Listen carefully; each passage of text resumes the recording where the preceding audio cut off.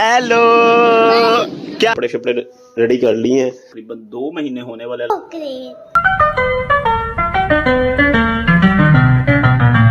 Hello welcome back to another vlog. उम्मीद करता हूँ आप सब ठीक ठाक खैरियत से होंगे। तो बड़ी देर बाद व्लॉग शूट कर रहा हूँ, तकरीबन 2 महीने होने वाले। लास्ट मेरा व्लॉग था कि मैंने जो वर्ल्ड कप देख रहे थे हम, फाइनल था तो उसका व्लॉग बनाया था। तो उसके बाद टाइम नहीं लगा और कुछ उसके बाद तबीयत ख़राब हो गई, बुखार वगैरह हो गया। आपको पता सर्दी एकदम से आई है और मौसम चेंज हो गया, उसकी वजह से ज़रा बुखार हो गया था, तबीयत बहुत डाउन हो गई थी।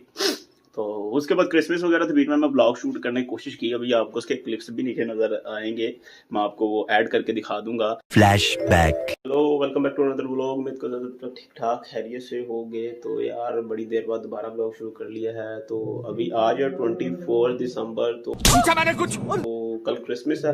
तो अभी सोचा कि कुछ शुगल शुगल करना है। शारिक भाई की कॉल आई है, कहता कि यार मेरी तरफ आ जाओ, रात को कोई मूवी शूवी